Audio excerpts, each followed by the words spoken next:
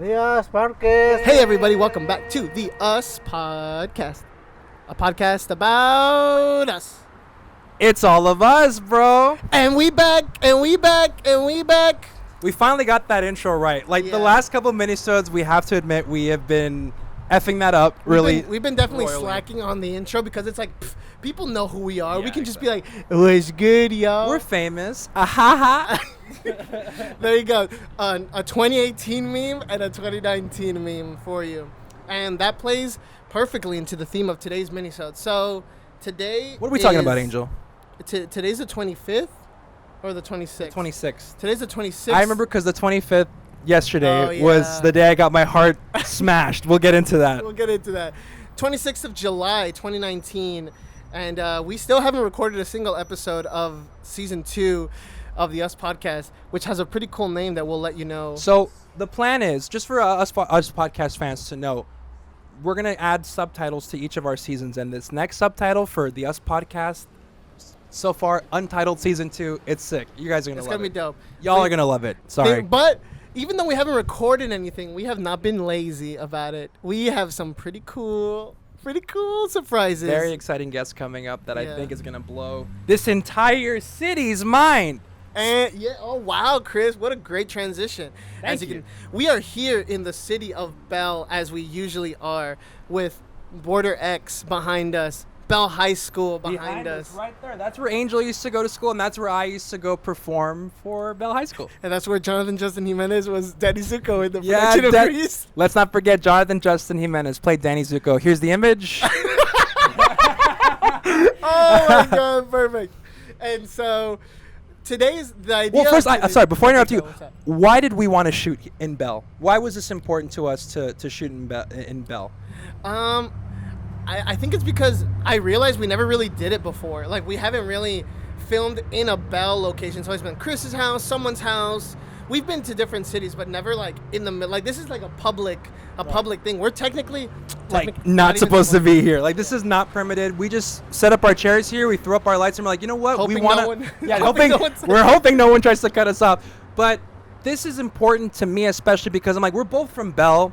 It's rare when you find it's rare when you work so close with someone who's from the same city as you. So we said, hey, why don't we just actually shoot in Bell? Mm-hmm. We'll talk about whatever we're gonna talk about, but we actually kind of honor our city and just show like, hey, you know, we're about it. We love our city. Yeah. Like, we think it's beautiful enough to be showcased. You're gonna see to all people everybody. walking in the background. They're not extras. Maybe some fire trucks will run by, but Oh yeah, you we're know. literally next to the fire station and the police station. The so police station is literally right there. Let's hope this goes smoothly. Anyway, so the idea for this episode, since we're smack dab in the middle of 2019, we were thinking it'd be a great idea to just run through things that have inspired us this year, kind of like things that have influenced us in these first 6 months of the podcast, you know? Not necessarily things that came out this year, but things that we experienced, discovered this year. Right. So who should start it off, me or you? What do you think? I think you, because this was your topic, and I feel like you have a lot more interesting stuff, and I just want to kind of add on afterwards. okay. Yeah. I Because was- because what I'm going to talk about is a little bit more on the negative, so we should start on the positive. All right, let's on do the positive positives note. and then, but we're gonna get into how even the negatives can be positive. Of course, yeah, exactly. Come on, it's still me. Hell yeah, it's still Chris. Come on, Mr. Positive right here. So for me, as whoever listened to either the last one or the second to last, or the 2 episodes ago, know, I recently started Breaking Bad. Oh, I started Breaking Bad this year, finished it this year. And that shit had such a big impact on my life as a filmmaker, for sure. Like, I talked to Chris and everybody about this, how I wish I was a part of the conversation when the episode was coming out. Yeah, Because, like, it was exciting times. it was, yeah, I'm having all these conversations with people like, I can't believe Gus did this. I can't believe Walter did this. I can't believe Jesse said that. And everyone had these conversations years ago. And, like, I'm just getting late into the game. That's so funny, dude. It reminds, like, okay, so I guess I'll add on one thing that I'm getting into. So, mark it now. Like, I've just been obsessed with the Beatles for like 3 weeks now, ever since I went to go see Paul McCartney like last month in Vegas. Oh, when Chris's family dragged him to Vegas. I know, when they dragged me out of LA to go see Paul McCartney, I was like, okay, we'll go. But it reignited. Like, I forgot how much Beatles songs I knew, which is ridiculous because like everybody knows them. But like I after that concert, like I knew I wanted to dive deep. But I'm having the same predicament you are, because I'm telling all these people like, dude, this song is fucking sick because John Lennon does this, and they're like, yeah, I know. And it's like I'm so late that like I have to I can't really share the excitement because everybody already knows. Like, guys, did you guys know the origins of this song? Yeah, it's like, yeah, Chris, we know it. So for like, he was like, dude, I can't believe Jesse said that. They're like, yeah, I know, Angel. I've seen this show. Can you believe the ending to the series? It's like, yeah, bro. I know. Where were you in? I don't know when it ended. 2013. Yeah. When it ended. But yeah, so I like that. I think that's funny that we're both in the same kind of boat of like getting into something kind of late, and so being so excited about it. Did you avoid the Beatles? No, I think I'll tell you what it was, because as we all know, I grew up Christian, hella Christian. The first thing I ever heard about the Beatles was, of course, John Lennon's Jesus remark, and my mom did not like him for that. And I feel like, again, I don't want to put my mom on the spot here. No. But I could be wrong, but I feel like she's going to be like, no, I didn't. But I feel like at the time, she said that she was kind of glad that he was dead because of what he said. I feel like that happened. I could be wrong. Sorry, Mom. But putting bombs on blast. In any event, I did not have a very positive view of the Beatles. So when my parents got divorced and I got to listen to worldly music and just regular music, so my dad got three monumental CDs in my life. Like his boss, because he knew he was Christian, so he couldn't listen. But when he divorced my mom, he's like, "Bro, I'm gonna put you onto some of the sweetest rock and roll music: Guns N' Roses' greatest hits, Slayer, Beatles 1, and I think like a Bon Jovi record." It was like, and those three albums were just on loop all the time. The gateway drugs. So we got into the Beatles that way, and like we knew all the hits, all the famous songs. And then in high school, my interest got increased in them again, and I started just listening to like Abbey Road. Like I listened to all of Abbey Road because obviously that's their most famous album. But I couldn't appreciate it at that time. And the thing me and Brandon, my brother, used to talk about is like whenever we would get too much into them, we'd get into the conspiracies. Paul's dead. That's real. Revolution. Revolution 9 shit. Like it all scared me. So I would always be like, I like the Beatles, but whenever I get too into them, they get too scary for me, so I back off. But this time, like, you know what? Bro, have you heard Revolution number 9 backwards? Hail Satan. Hail Satan. But I think now as an adult, and I think now, honestly, smoking weed has been a big part of why I appreciate the Beatles more, especially because when I listen to them now, I'm like, I'm about their age when they started getting famous, and we're kind of on a similar trajectory where things are just like changing for us, and the first two albums I listened to were Revolver, Magical Mystery Tour, and right now those are like my most early 20 defining albums, because I just, for the first time, like I've always heard those songs, but today, like these days, I just feel it for the first time. Strawberry Fields Forever. So, favorite song on Revolver, favorite song on Magical Mystery. Ooh, Revolver, that one's tricky because that one has just so many good songs. When I wake up early, that is like that is such like a stoner song, but like just like a slacker song. I fucking love it. Bro, do you know that guitar's backwards, bro? But you know what? For sure, I think my favorite track on Revolver is, because I always smile every time I hear it. Tomorrow Never Knows, like an It Is Shining. That one, and off Magical Mystery, easily. I'm forgetting the name. Oh, you're sad because you're on your own. That's my favorite song. Yeah. Here we go. That's my favorite song. Okay, I thought it's a mix between I Am the Walrus and Your Mother Should Know. Your mother should know. Yeah. I like I Am the Walrus. I Am the Walrus is, I think, like John Lennon's sickest vocal. But yeah, those are the albums that have been inspiring me. Did you know he sang Goo Goo Joob? That's real. That's a real thing. But for you, what is it about Breaking Bad that has really resonated with you aside from the strong storytelling? Oh man, the characters, dude. I've never seen such solid characters. You know what? It's because everything that everyone does makes sense. It's like Gus would react this way. Mike would react this way. Like Jesse would do this stupid thing. and like, it's not just that it's a good show, that it's a good story. It's an amazing world that Vince Gilligan created. Oh yeah, and he's milking the shit out of it. But to the point where he can make a prequel that's just as good and has connections to his show that I didn't even know he had been put, like, he knows everything. Nothing is by accident. Fucking, there's a throwaway line in Breaking Bad where fucking Saul Goodman is like, best case scenario, I end up being a manager at a Cinnabon if we get out of this alive. Fucking cut to Better Call Saul, and it flashes forward into the future of old, like, Saul Goodman, and he's fucking working at a Cinnabon. Like, it's fucking genius. Are you excited for the movie? Yes, because I don't think Jesse's story is over. And I have no idea. Because the idea is that it's Jesse's life after Breaking Bad, right? Yeah, it's Jesse's life after That sounds pretty interesting. Everything. That sounds really interesting. So it's like, I don't know what he would do, because he can honestly... He went through so much shit that I don't know how his life is going to end up, right. You know? So it can go... I have there's no clear path for the sequel, so I'm excited. How do you feel like watching this? Because what I love about Angel is that he's really, like, more than me, dude, like, I aspire to consume as much content as Angel, because Angel's just listening to Angel's just like constantly like listening to albums in full, knowing the history behind it, watching movies, like finishing shows, committing so much time. And I just watch, like, I only make time for things I really like Stranger Things, and then that's it, and I go back to not watching TV at all. So Angel, why is it so important for you? Because you really dive deep and you get into like the world, and you really invest yourself. Why do you do it, and do you feel that it benefits you as a filmmaker to consume all this content? Do you feel like you become better, like, when you finish a show like Breaking Bad or something? Oh, definitely. Especially a show like Breaking Bad. I think when you take it all in, it, like, in the grander scheme of TV shows, is not that long, 5 seasons, but it felt like a long time to me. This was the first long show I had watched in a long time, so it took me like 2 months maybe, which is not normal. I usually try to binge something in like a week, because like usually, like with Stranger Things, came out on 4th of July. By that Monday, I had already finished it. Yeah. Because all you need to watch is a season. Yeah. If someone was starting Stranger Things now, I feel like they're going to be like, oh, fuck, 3 seasons of shit? Yeah. So it's harder to really get yourself into...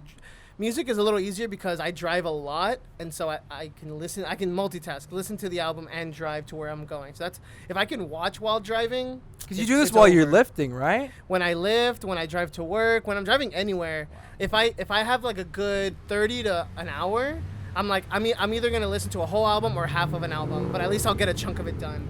See, I wish I could do that, because on the drives where, like, now I'm forcing myself to just listen to albums in full that I want to listen to. Like, right now I'm listening to 2 Beatles albums every week. Like, that's something I've committed myself to. But usually, like, on car rides, like, I just listen to, like, what's familiar, like what I feel like listening to right now. Like, but you, instead of like listening to what you feel comfortable in, I think that just kind of says a lot about both of us anyway. But you go out of your way to, like, not just listen to a song you really like over and over and over again like I do. You will, like, okay, I have all this time. Instead of fucking listening to I'm Blue for 2 hours, let me listen to fucking Megan Thee Stallion's album or fucking this, and shit like that. Ratchet ass shit, ratchet ass bitch. Dude, awesome album. He listens to everything. It's like Angel, that is why Angel can hold a conversation with industry people. I mean, because he consumes their content, so he knows about it and he can discuss it in detail, and I love his takes on it. So music wise, I think I have a pretty eclectic taste. Like, my ears are just formed to the point where it's like, if it sounds good, I'll listen to it. I'm not really the kind of person that's like, I don't really like this kind of music. Like, if I'll listen to it, and if it catches my ear, like, there's certain areas that I know I don't really like death metal is really hard for me to get into, but I'll listen to some death metal shit and I'll be like, this is cool. But there's certain genres, that I like trap, I like fucking indie music, So Breaking Bad then. Breaking Bad's been cool. a big part and of your year. Beatles, Breaking Bad, Beatles. And it's funny because those are, like I said, in the same theme of like things that people already know about, but that we are just finally kind of coming into appreciation. But I think things like that come in their own time. Like, I feel like this was the time for me to get into the Beatles because I'm working on my EP.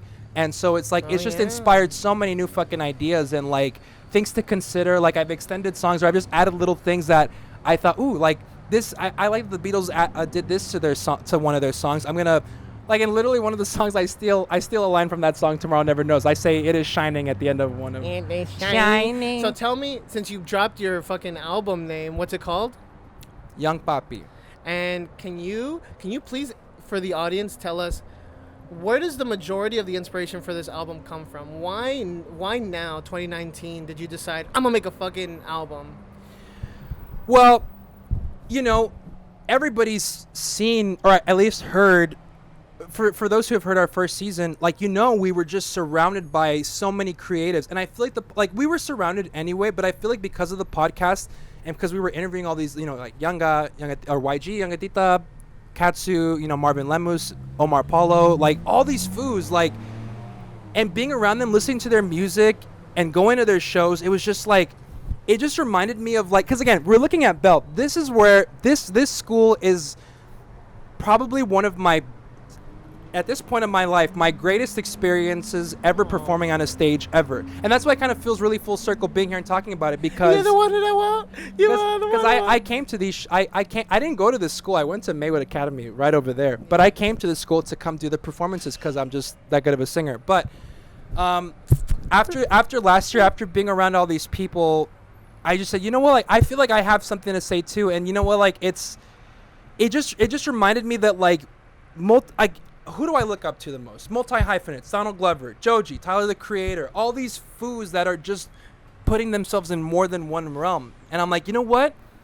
Of course I love film, but I've also always loved music. Like, I would co-write songs with Brandon just so I can get my musical kind of like tendencies out. But that wasn't enough after a minute, you know? Like, I'm just like, I want to make my own stuff. Like, I feel like I have something to say. I feel like I have a personality that is lacking. Not that a personality type. You feel like you can bring something different. I can bring something different to the scene, to like the, you know, the brown kid scene. You know, like I feel like I have my own flavor. Yeah, not different, not better or worse, just a new color. It's a new color in the palette of our scene. Yeah, brown has lots of shades. Exactly. And I like I told you before, like I think I want to play into a bunch of different weirder sides of music that some of these our homies are like not willing to do because this is their main thing, you know. Before I used to kind of look down on it. Looks like people don't try to experiment more, but I kind of get it, because if that's like your only thing, you're gonna kind of want to play it relatively safe in the beginning, you know, before as you're building your fan base. But I think because I don't have to lean on music as an entire career, I'm cool with getting weird. I'm cool with doing things that may or may not work, because I'm like, it's just for you. It's just a creative project. I'm like, you know what? Like, I tried something, and at the end of the day, like, if you didn't like it, I'm gonna get to work on a movie anyway, you know, exactly. Or a show, or a food show. Oh yeah, shit. You name dropped Tyler the Creator. Did you really like Igor? I loved Igor. I loved Igor. You didn't like it, huh? Damn. Well, I'm gonna ask you why. But I think what I liked most about it was, and actually, it's funny you bring that up, and we're talking about my EP, Young Papi, is like, I'm borrowing a lot of philosophies from that album. For one, I love that Tyler doesn't put any of the features within the title, because for one, it makes it look cleaner and it looks cooler. But what was more, I was just explaining this to Jessica. What makes that album more fun to listen to for me was when Tyler, when he was, you know, promoting it, he posted a picture. We'll show you right here. And it's a picture of like his pink blazer, and he has a bunch of pins on it of all the artists that worked on it. And I showed you this picture. And the fun of it was, okay, all these people are in this album, let's find them.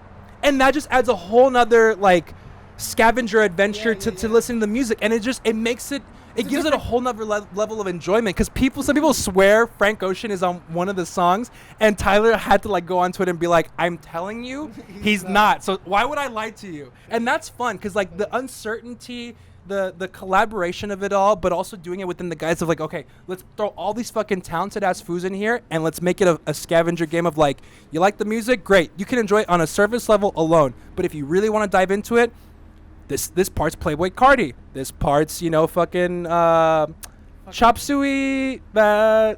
Chop suey. No, remember there's a rapper on it with like an Asian name, but he's like a British rapper. And I said, what, another Asian rapper? You're like, no, he's British. Oh, Slow Time. Slow Time. Shit like that, you know? Yeah, he's from Britain. He actually had a really dope album drop this year. Yeah. Fucking Nothing Great About Britain. So yeah, I love Igor, and that's that aesthetic. I will finish what he started. You know, I love that. That's different. I feel like a lot of people are doing that, like Astroworld, right? Mm-hmm. Yeah. Astroworld was a big one too, like where it was just all the titles. And when I love how Brandon describes this because it's so true. When everybody was listening to Astroworld, you know, fucking what comes up, Sicko Mode, right? And then when you hear Astro, you're like, everyone was shook. Like, is that fucking Drake on the album? And I want to keep that like feeling of discovery alive because in an age where music is just so accessible and like pretty much free, you got to make it fun at least. You got to give some people some little secrets to discover. So that's why I like that aesthetic. But why don't you like the album? Really quick. I don't like it because I don't know. It was pretty boring. I don't know if I like Tyler. I don't know if I like this version of Tyler. Oh right, he likes kill all your friends, fuck school. Because that's what I grew up on. Sue me. That's what I grew up on. I grew up with fucking Tyler being like, kill people, burn shit, fuck school, you fucking bastard, fuck you, suck my dick, bitch. And I love that now you're like, and now he's all just like, are we still friends? Yeah, he's like, are we still friends? Are we still friends? They always make. I'm just like, no one likes. It's called character development. Yeah, my boyfriend. Like, if it was anyone else, I probably would like. You don't like that he's gay, Angel? I do. Flower Boy. I think Flower Boy is a superior album. There's some really cool songs on Igor. I like fucking boom boom boom boom. What's it called? What's good? Oh yeah, that song. Yeah. That song's a banger.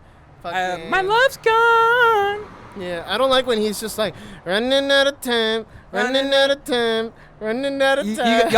Y'all miss the best jokes he makes. He said at the last podcast with Melly and Julie, shout out. He said, Tyler the Creator thought, I want to make a song called Running Out of Time. So how does it go? Running out of time, running out of time. And everyone's just like, oh, fucking Tyler, fucking Justin specifically. He's like, dude, it's a story. It's so beautiful. Like, he's talking about a guy he loves that doesn't love him back. I'm like, wow, so profound, dude. Never heard that before. Just because it's fucking Tyler the Creator saying it, all of a sudden it's flawless? I don't think so. It's a good album. Not my fave. Definitely not top 10.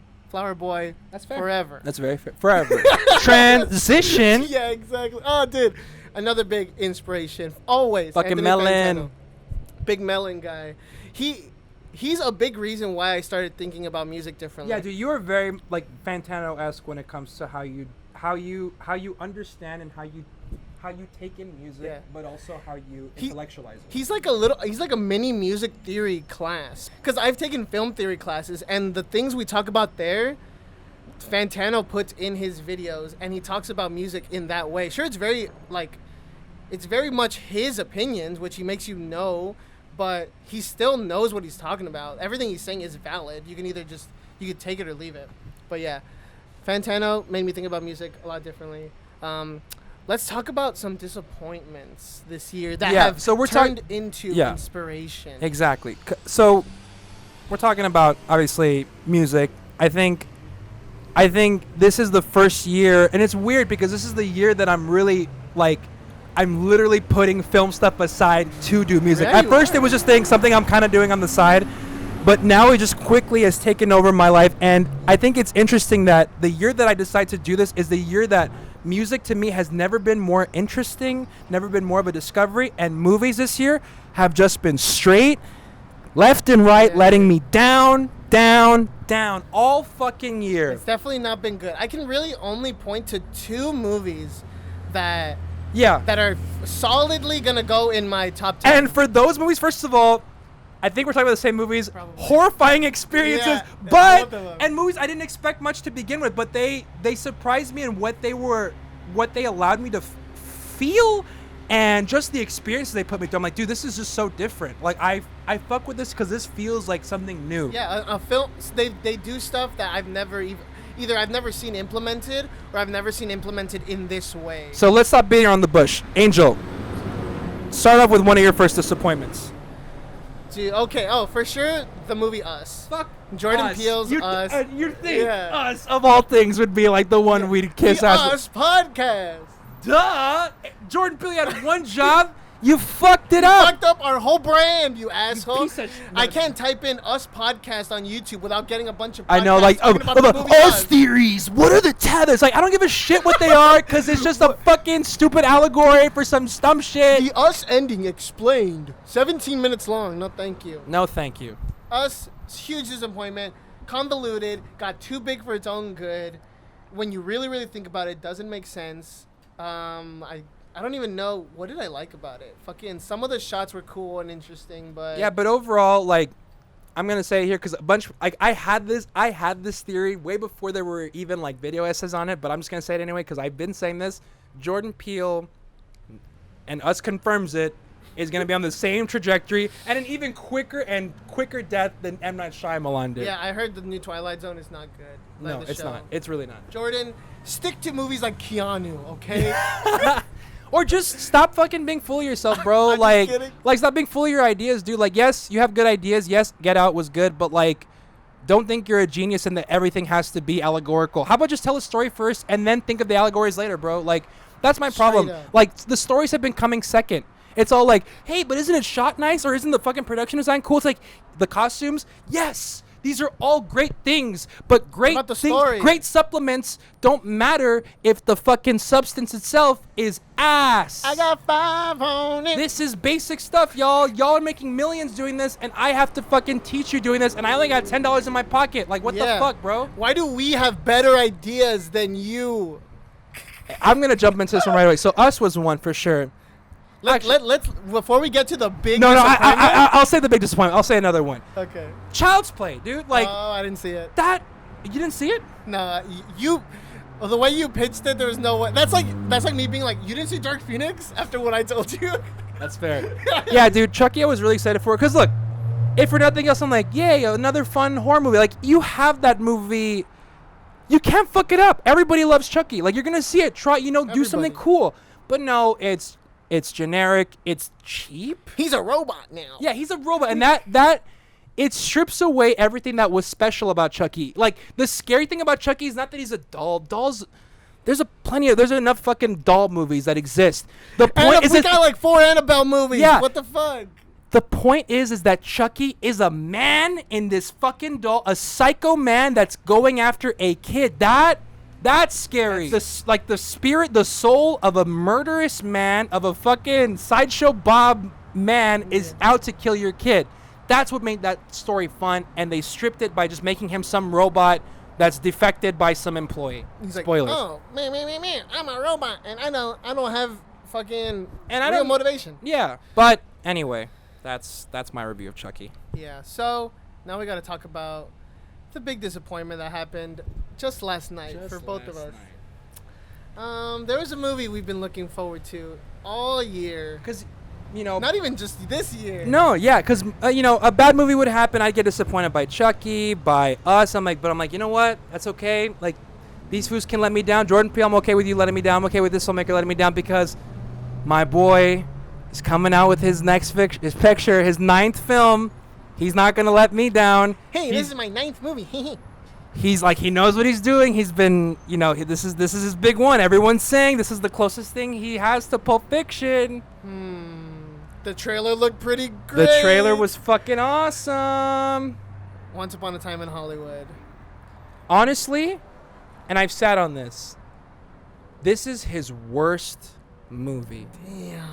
And it's his most expensive one. So that should go to show any filmmaker out there, money is not everything. All this movie was him showing off his production design. Look, we recreated Hollywood Boulevard to look like the 60s. I'm like, that's great. Welcome to the Bruin Theater. Yeah, look, check out the costumes. Like, aren't these celebrity cameos cool? Like, Leo and Brad together, isn't that great? It's like, yes, that's all great. That's amazing. What's the story? Are these characters cool?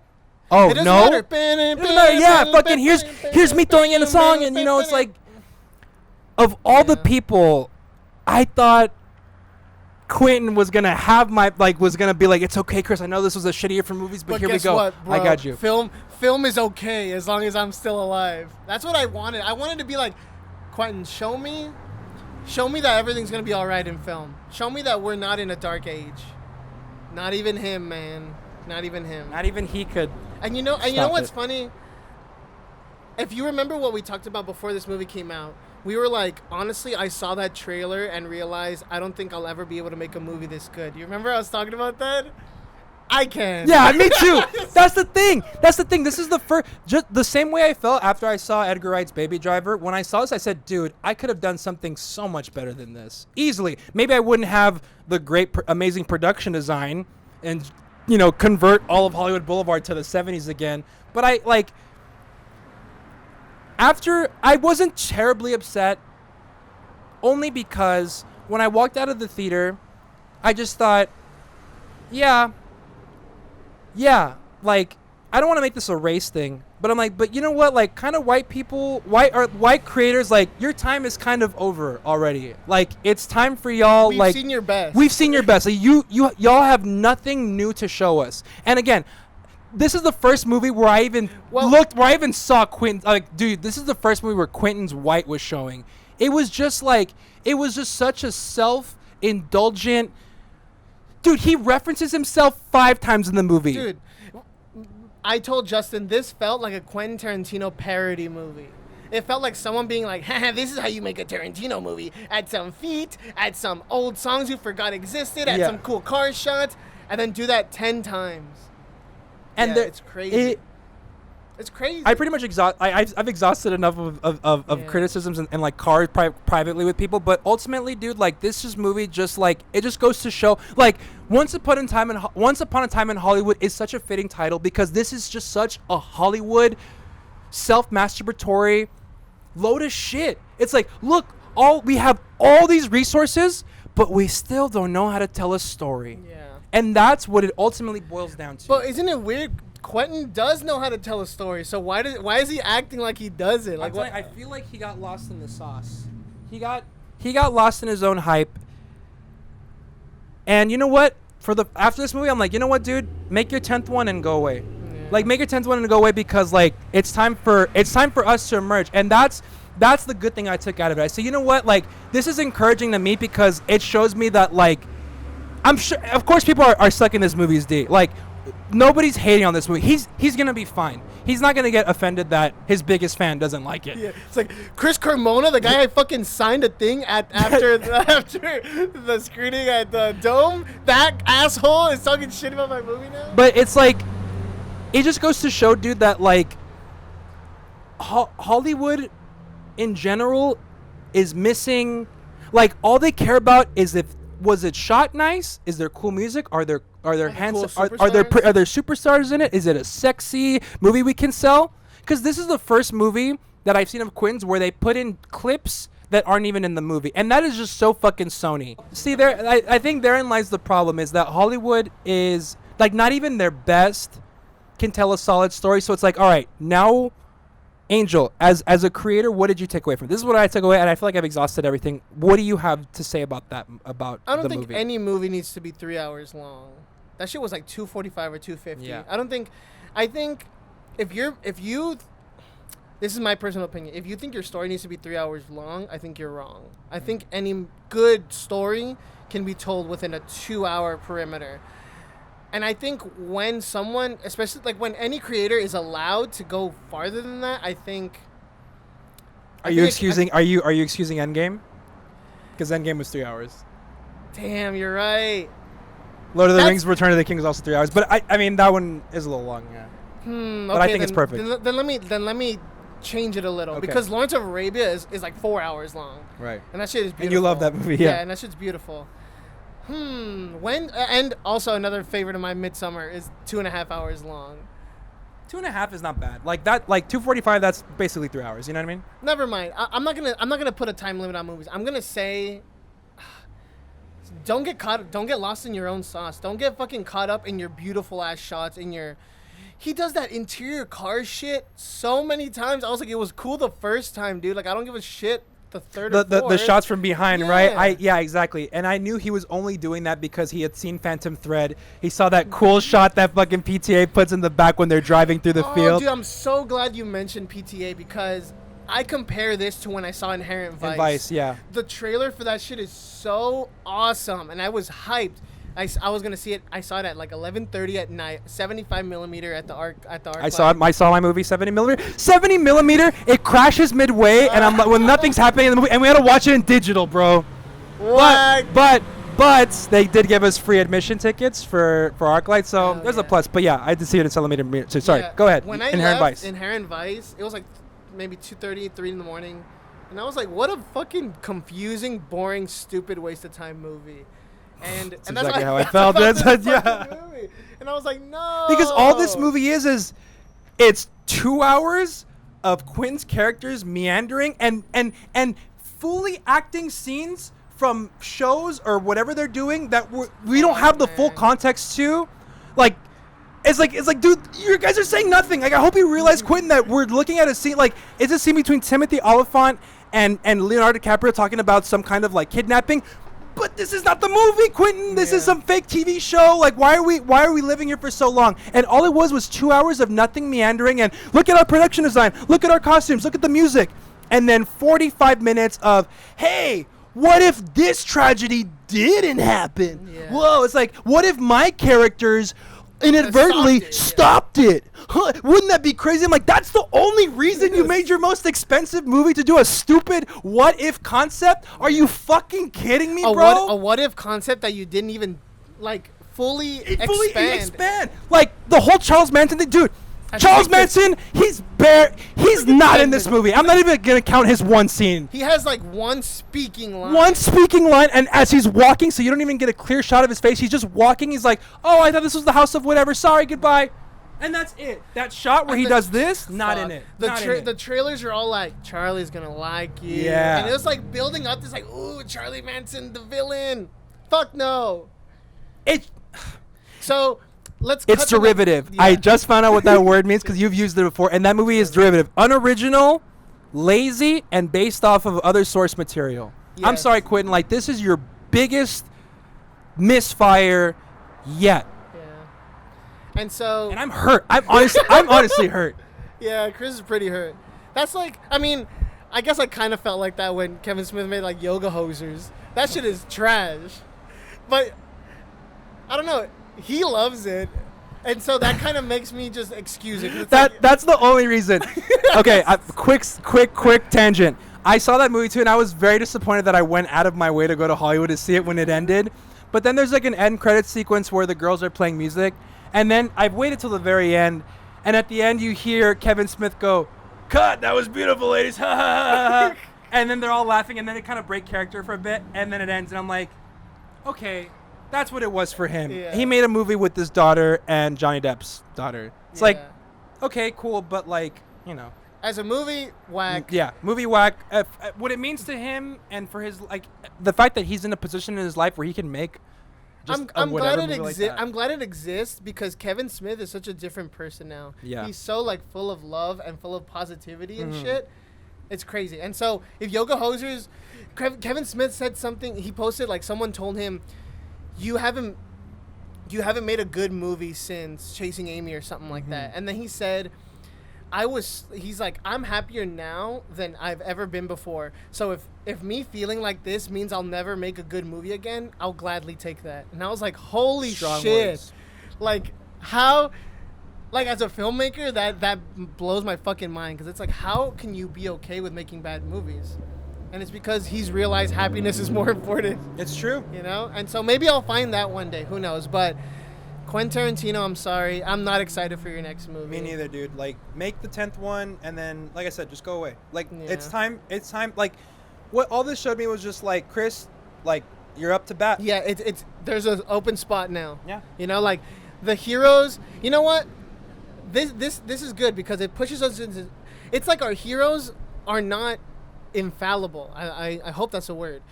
PTA made Inherent Vice, which I think sucks. Now Quentin made this movie, which we both think this movie sucks. So it's like in a weird way, it's kind of like taking the veil off our film heroes and making it and taking a lot of pressure off ourselves. Right? As Yeah. filmmakers, right? Because the thing is, anything we do is going to be inherently better because nobody's seen this. Nobody's seen the different flavors of people that exist here, and there's just so much good. Not even like I don't want to say content because that sounds so colonizing, but there's just so much good life and so much richness to the stories here that anything we do, like when I do my next movie, These Foos, when you do fucking The high concept, and when you make American Weekends, like Weekend. those things are gonna slap harder just because it's a new voice. And you know what? I've decided, like, you know what? It's time. I think another reason to finally close this up on my end, why it made me a little melancholy at the end is because it felt like the end of an era. Like. This felt like this is going to be the last time I ever really publicly worship Quentin Tarantino before he releases a movie. And I'm like, but you know what? That's good. This is a new level in my life because now you got to invest. And it's true. Even Quentin stands by this. Directing is a young person's game, not a young man, young person's game. Yeah.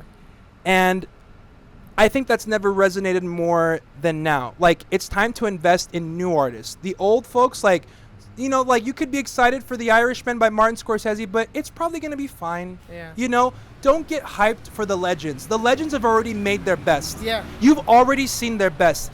It exists. It happens. You can watch where they were at in their lives when they made it. That's in the past. Invest in new creators now. Invest in the young because that's what you need to be looking forward to because these stories are fundamentally going to change the whole landscape of our entire society, little by little. Yeah. Do you think so? Spielberg's done. Spielberg's done. I think Scorsese's done. Scorsese's done. Fucking Coppola's for sure done. You know, Quentin. He's been done. And Quinn is like just like he's finally added himself to that list of people. Be like, do you think Robert's done? I'm gonna say no because we're gonna see him soon. You still got a lot of life left in you. Here. Now I'll ask this personal. This is a personal question, but I think our heroes will always be our heroes. Of course, and I don't hate Quentin because he made a shitty movie. Yeah. I'm disappointed, but it's kind of like, if I can compare it to anything, it's kind of like being broken up with because you think, well, this sucks. Like, I really liked our time together, but now I know that I'm gonna become so much more smarter, so much more thoughtful, and this just means like it's time for me to change and to level up. Mm-hmm. It's time for me to move on to the next stage of my life, whether I want to or not. I was happy being comfortable here, but now that this happened, it's like, all right, well, I guess I have to move on. That's just how things go. And it's bittersweet, but it has to happen. But it's a good thing, and it's a good thing. Like, we all need that disappointment to steer us to create more. Cause like, what did you like? Did you feel like at all like when you left this movie thinking like man, like now like I'm kind of more energized to write something after this? Cause I was for sure. I'm telling you, I saw this movie and I was like, you know, this is cool, but I can definitely do this and probably better and shorter. And like, you know, there wasn't, I don't know, it didn't feel like a Tarantino movie. Like there was Tarantino isms, but it didn't have that texture. This was also, I have to say this too, this is his quietest movie. People love his dialogue. There's none of that in here. There's no great speech. There are no great lines. It's just, hey, don't forget, you're Rick Dalton. Hey, thanks, man. Yeah. Can you go? You fucking can you go? stupid, you better Can you go fix my antenna? That's it. It's like, yeah, I'll do that, and that's it. Bruce Lee's in it. Awful. Yeah. Sorry, Quentin. Sorry, but, Keatsy, I love you, bro. But guess what? Us podcast listeners, the future's sitting right here. You're looking at him. And this is the city where it all happened, where it all began. Yeah, and there's plenty more where that came from. So stay tuned for season 2 coming up fast. Yeah, it's gonna be awesome. Thank you once again for tuning into this mini episode. Yeah, thank you. Appreciate it. So, what's your before we go? Let's close on a high note as we usually do. What is your biggest takeaway in all the things we've just discussed of this whole year moving forward? How are you going to use all the things that we mentioned and even things that we didn't mention? And what do you hope to accomplish as a wrap-up? This is what I'm about to say is talking to myself. Stop. Hold on. I had the words. Stop thinking that your shit has to be perfect and flawless and game-changing. Let your stuff just be what it is. Don't try to make it something that you think it needs to be. And to the point where you block yourself from thinking that it'll ever be good enough, because you're seeing example upon example of movies that aren't good enough being made. Because the name of the game isn't, is this story good enough to tell? It's, can this story make money? Is this story new? Is the story fresh? It doesn't have to fucking break the mold. It doesn't have to like revolutionize a generation. It just needs to be what it wants, what it needs to be, what it wants to be, whatever. Whether it's to make money, whether it's to fucking break barriers, whatever. Let it be what it is, and stop putting so much pressure on yourself as a creator to make flawless shit, because even the greats slip up. There you go. Amazing. And all I want to keep saying to, like, this is also to me too, keep having fun. You know, like, this was probably like the worst year of movie going for me personally. Like, I've been let down so much. Still waiting on Uncut Gems. That's the last one that I'm relying on. Uncut Gems, Safdie brothers. I'm fucking counting on you, foos. I trust you. After this, I can't say, I don't know what's gonna happen, but like, I know for sure this. Are they the last like top dogs left for you, or are there still some creators? I'm still interested in Barry Jenkins. I'm still interested in Damien, but like the ones that like I'm fucking hyped still, that I have got like major hype, is for sure the Safdie brothers. And I've mentioned them before in the podcast. Good time. Go see it. And that's the last movie that I'm like, just like, okay. Don't let me down. Please don't. Just please let it be fun. Come on, boys. Come on, boys. Like, be with me. But anyway, have fun. And just realize that your time is now. Like, it's never felt more real than seeing Quentin literally burn millions of dollars for nothing. And for some cool shit. I finally feel like, oh shit, like even just right now before we did the podcast, you know, a guy driving by, just a dude driving by, he's like, oh shit, is that Chris Carmona? Shout out to Carlos. He pulls over, we have a talk about the movie and stuff, and that to me just feels like this is the next level. This is the beginning. Being here, doing these videos, having all these people helping us do a podcast that was just started in my living room. It just started with these two mics and this Zoom. Same ones. That's it. It was just me and Angel sitting on my bed talking, and that it's evolved into this, that we are kind of becoming a lot more well-known and becoming a bit more of, you know, whether we like to admit it or not, public figures. Mm-hmm. Like, it's time for us. We're up next to bat. Our heroes will always be fondly remembered, but it's time for us to now have fun, but now to also just do our thing. Like, it's time to get to work. Yeah. So let's get to work. And we will become the creators that we deserve. We need to be. Whether that's good or bad, I don't know. I don't think it's going to be bad, but we'll see. But we have seen that greatness can also falter, and so that for me puts a lot of pressure off myself. I just want to make my stories. I don't give a fuck about this. Has to be Pulp Fiction levels. No, it's open season, bro. Now it's just time to have fun. Like, just add your voice to the mix. So let's have fun, create some dope shit, and chase what excites you. Right now, I'm not working on anything movie related. It's all music, and I'm having such a fucking blast. And I would have never expected my life to turn out this way, but it is. And I'm just writing it, and I'm having a great time. And it doesn't matter because we have plenty of time. Plenty of time, dude. Just have fun. Quentin's what, 40 something? 50. He's 50? Not that bad. Yeah. He's got 9 movies under his belt, 8 of which are pretty good. I'd argue 7. But anyway, that's it for this mini-sode. Yeah. Thank you all so much for tuning in, as you always do. Appreciate ya. It means a lot that you care about what we have to say about these particular topics. And so we will see you next time. See you later.